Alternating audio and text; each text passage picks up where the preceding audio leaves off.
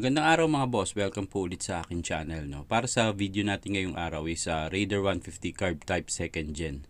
So may dinala sa amin ditong motor, hindi siya umaandar so tinulak lang siya. Roll na yan. So yun yung motor mga boss, no? Kung mapapansin nyo hindi nga ma-kick. So stock up yan mga boss. So yung huling bisita ni boss dito sa shop, na check na ni boss Ryan na knocking na yung makina ng motor ni boss, no? So katok na yan. Ang sabi nga ni boss Ryan, kailangan na siyang i-overhaul. Yun nga lang, hindi siya agad na paggawa kasi medyo magastos.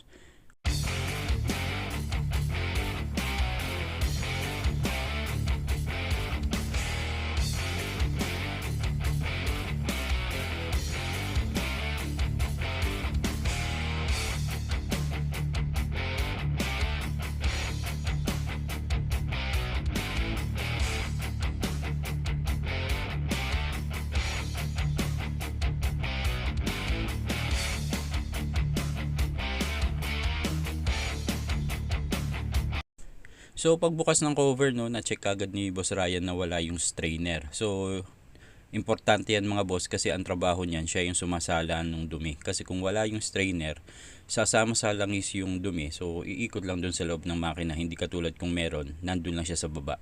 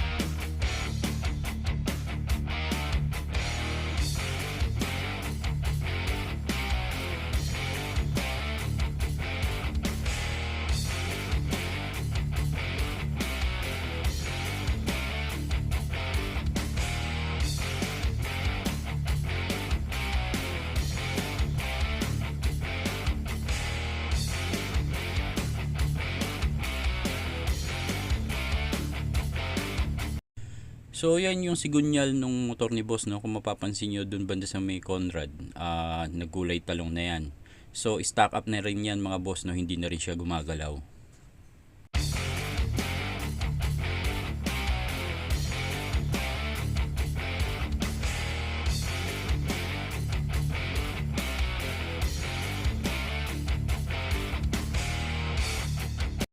So yan yung cylinder head ng motor ni boss, no. May tama yung cylinder head, may tama yung cam holder, may tama rin yung camshaft.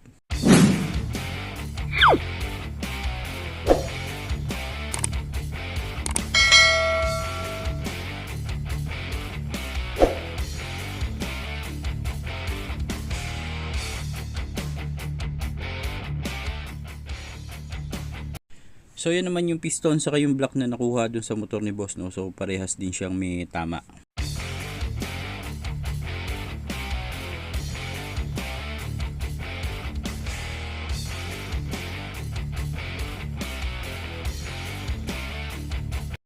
So ang kwento ni boss, nung pandemic daw, na overhaul na daw yung motor niya kasi ang nangyari, nasa ride daw sila papuntang Bulacan.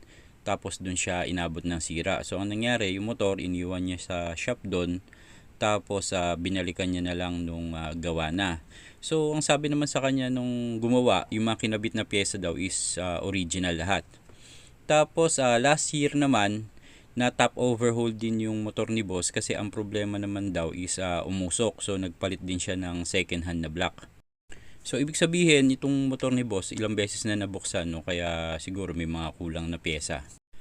So yan yung connecting rod na tinanggal dun sa makina ng motor ni boss, no. So peke yan mga boss, hindi yan original. So after napalitan ng bagong connecting rod yung sigunyal ni boss, no, okay na. So gumagalaw na siya.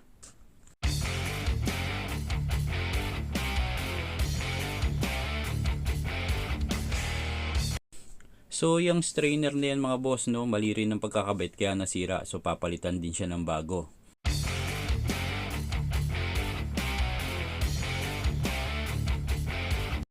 So yun naman mga boss, no, walang washer nung binaklas ni Boss Ryan kaya lalagyan namin siya.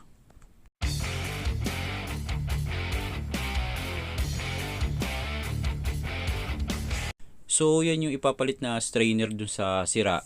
Tapos yung isa naman, yun naman dun sa nawawalang strainer din dun sa may magneto side. Remind ko lang mga boss, no, kung magpapagawa kayo ng motor, lalo na kung Raider 150, mas okay kung talagang marunong yung pagpapagawa nyo para sigurado, para hindi tayo matulad dito sa motor ni boss, no, kasi yun, may mga nawawalang pyesa, may nasirang pyesa, so lahat kasi yan may function, so kung may kulang, posible magka-problema. Ngayon naman kung may nasira, so dapat mapalitan din yun mga boss. Importante lahat ng pyesa dyan sa loob ng makina, no? So minsan kasi kapag katulad niyan may kulang, yun pa yung nagiging cause of delay dahil medyo mahirap makakuha nun mga boss. So since malaki yung magiging gastos dun sa motor ni boss, napagdesisyonan niya na lang na bagong Conrad set, bagong side bearing, second hand yung black set, tapos yung cylinder head hindi mo napapalitan. So ang gagawin lang doon, magpapalit ng valve seal, magpapalit ng timing chain with guide, magre-regime. So yun nga, in-inform na lang namin siya na pwede pa rin magkaroon siya ng ingay dahil nga may gasgas yung cylinder head, may gasgas yung cam holder, may gasgas yung camshaft niya.